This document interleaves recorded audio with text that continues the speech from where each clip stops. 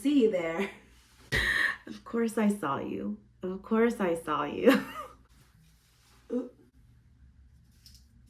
Gotta make sure he's looking beautiful up there.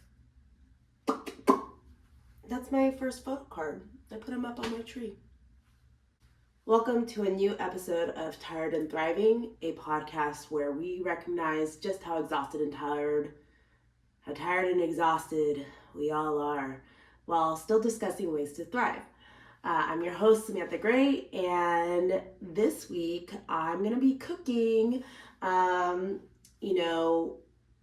It's past the holidays, or we're right in the middle of the holidays, and I wanted to cook something that is very special to my heart.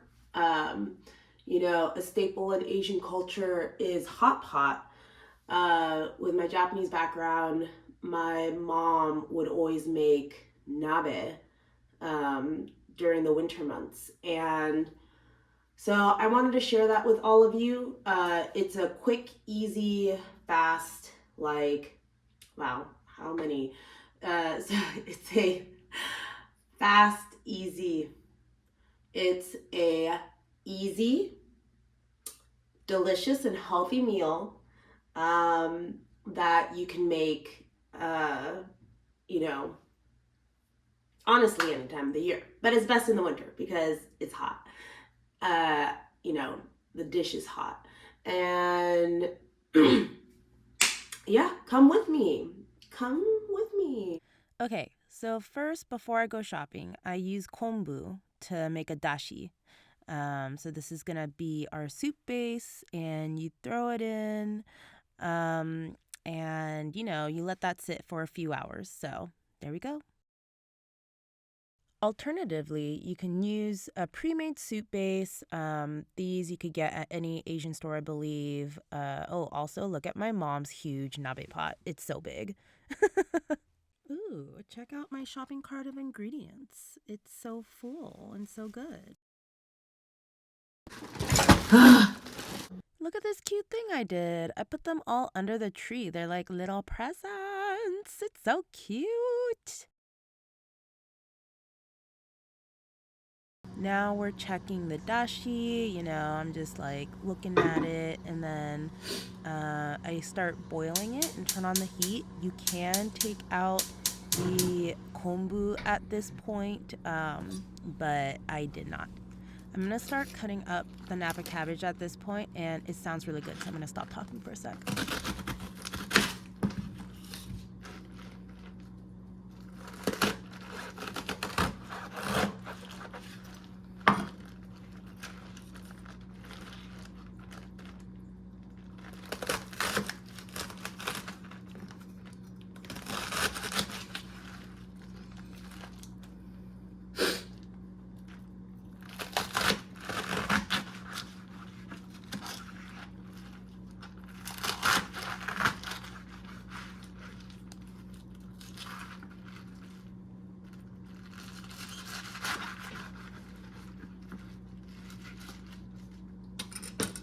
Oh my God, wasn't that so satisfying? I was satisfied. But yeah, so I'm putting it all to the side to, prep it in terms of like you put everything to the side on separate plates. So, because you're gonna have extra, you can't put everything in the pot, and it's great to, put it in multiple times. Um, You'll see what I mean. But yeah, so let's keep going. Now I'm gonna cut up.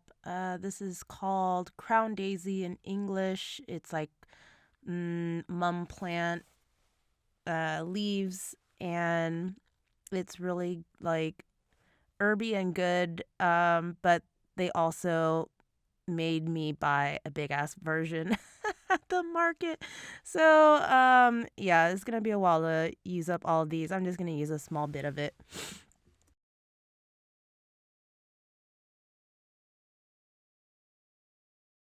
Also, I just want to mention that there is no right or wrong way to, cook ingredients for hot pot. There's so many ways to do it. There's so many ingredients to put in.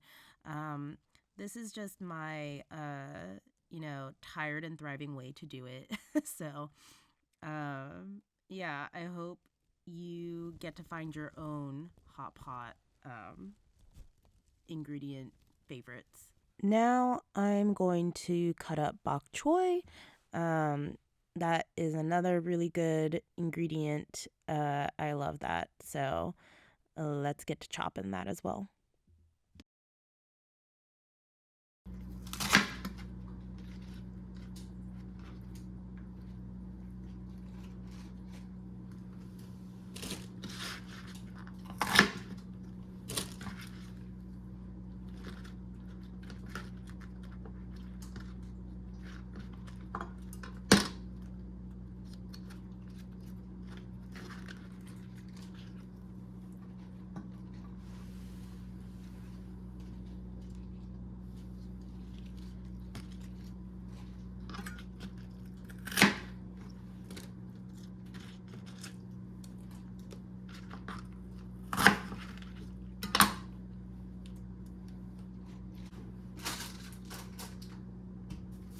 So now I'm gonna start getting into mushrooms. The first I have like king trumpet. Well, they're mini king trumpet mushrooms.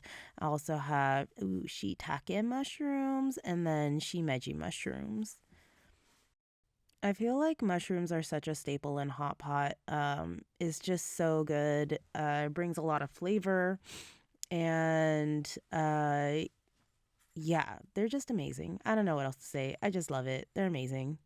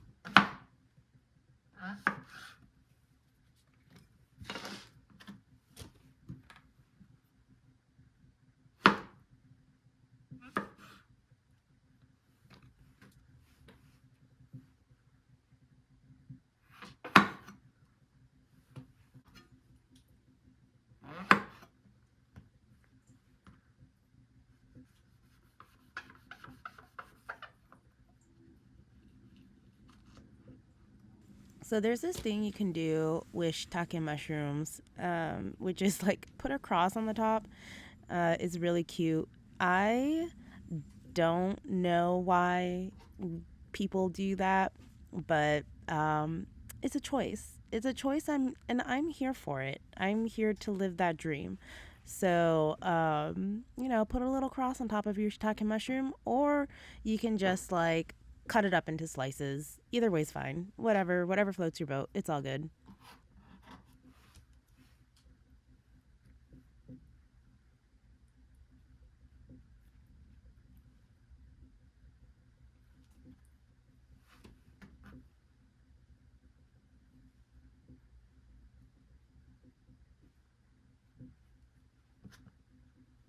Oh my gosh, look at her. She's so proud of herself. Yes, I love that for you.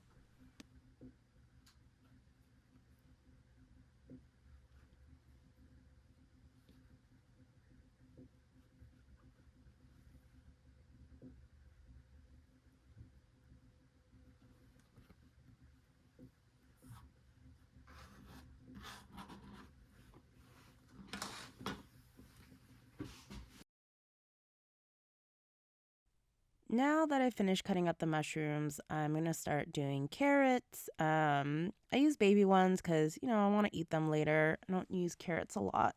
So, and you don't want a lot of carrots in your nabe. I mean, up to you, whatever. I don't like a lot of carrots. So I just like cut them up into thin little slices, and it's really good in there. So, you do you.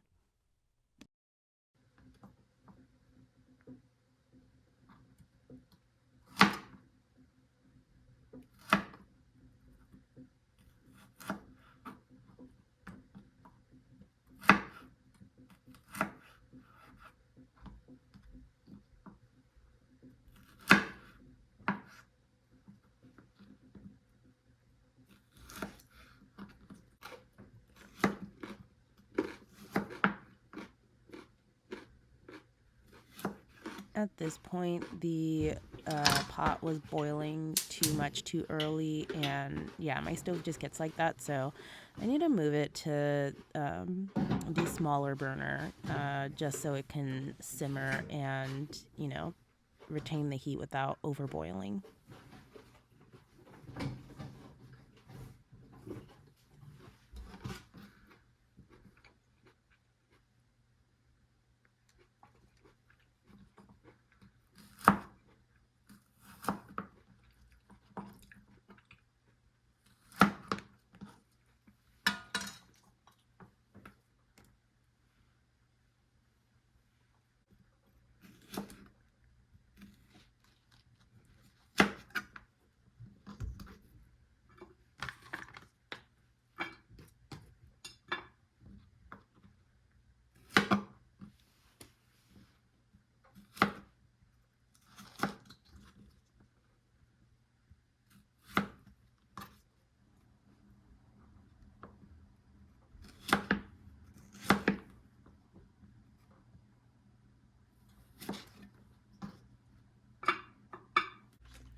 Next, I start cutting up some green onion. Unfortunately, these aren't the best green onions, but you know what? We make do. We make do. And I think typically people chop up green onion really thin sliced as a topping. And for hot pot, you kind of give them like thicker cuts.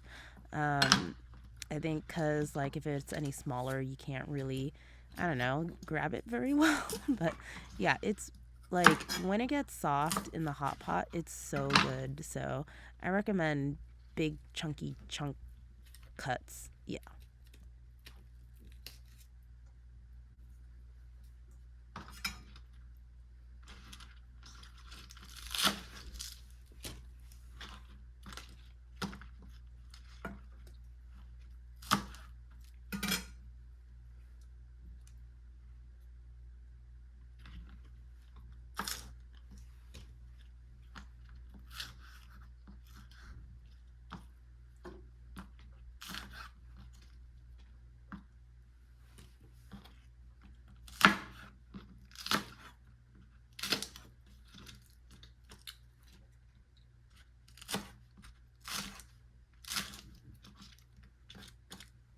Okay, now that that's done, what are we gonna get next? Ooh, it's tofu. Another big staple, tofu. I love tofu in my hot pot. Great, especially if you're a vegetarian. It's just so good. I'm using the gentle or like, the soft um, tofu, which is fine, but maybe you want a little firmer. They just break pretty easily. But the soft tofu does taste really good. So I don't know. They all taste good. Whatever.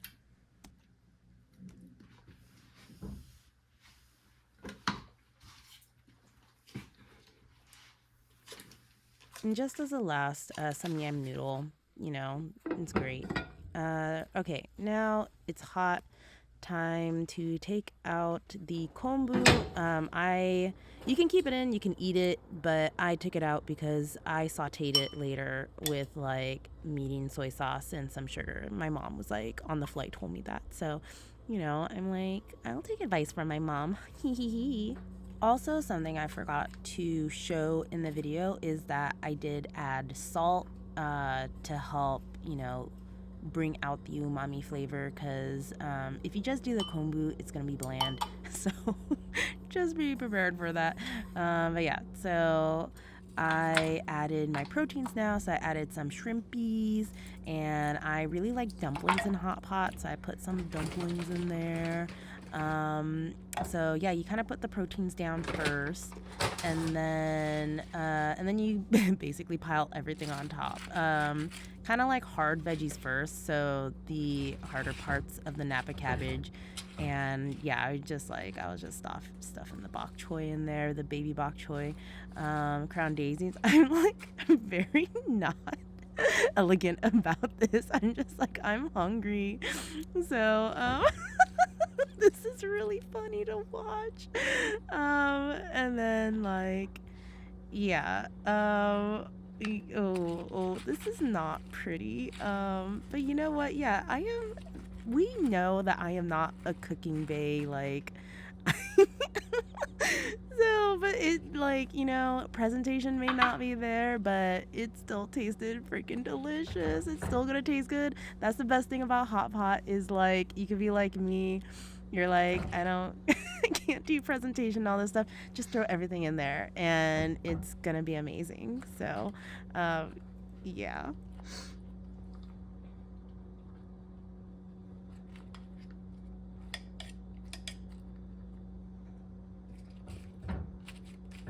So after you stuff everything in, yeah, you just like put the lid on, and because it has to reboil again, I kind of just like wait until the pot is sizzling like right now, but typically that's like 6 to 7 minutes, I would say.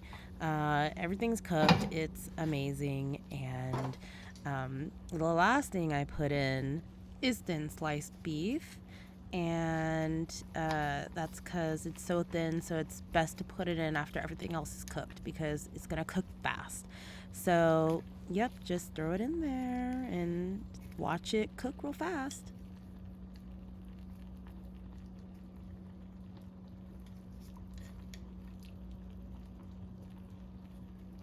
Well, I'm like trying to help the process, so I'm kind of just like really, it's like I'm steeping it. I'm like shabu shabuing it. So that helps. It helps, I think.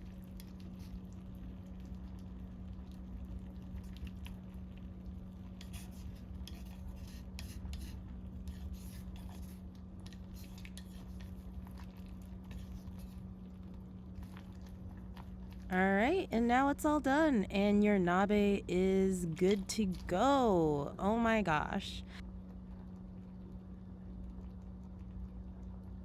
So, one of the best things about hot pot is that you can, cook it obviously for your friends and family, but then this is also just a great meal for yourself. Um, what I like to do is, have the first batch, and then once that's done for like my evening meal or, whatever leftover you have, you can just cook your second batch or whatever, and then you just have like leftovers for the next few days. Like you have such a healthy, easy meal that's like hot and healthy. I hope you enjoyed cooking this with me, and go out and impress your friends now. Go out and impress your family. Cook them something delicious and healthy. Is gonna be amazing. Ooh, look at that. It's steamy is good. Hot pot for life. So, if you've been looking forward to the tarot aspect of this episode, here we are. Um, so, this week I'm using the Botanica Kevin J. Stanton deck, and this week's card is the Hierophant. And the Hierophant is the kind of religious leader of the deck, and with the Hierophant, well, with this deck in particular, we have the rose. And in the description, it says roses have long been a symbol of monarchy as well as the marriage between power and faith. So, what I would advise for the listeners this week is, I see this as your headspace, and then this is kind of like your heart space. So the mind, um, we use it all the time, but let's follow our hearts. And especially with such a, we're coming down on the end of the year, and it just feels to me like, especially with such a spiritual card, it's a good chance to slow down, keep it calm, like we don't need to go too crazy. And yeah, so let's have a very calming uh, end of the year. And sadly, we are at the end. Thank you so much for tuning in. If you enjoy this podcast, please follow and subscribe. If you're feeling especially generous, consider donating to Spotify listener support. You can also follow Tired and Thriving on Instagram at Tired and Thriving, all one word. You can email if you want to reach out, give feedback, or let me know maybe how you've been uniquely thriving at tiredandthriving@gmail.com. Thank you all so much again. I know it's only been a couple months, but I really hope you all have such a great end of the year. I hope you've been enjoying the content I've been putting out. And, I just hope you all have a thriving week and a happy new year and happy holidays. See you next time.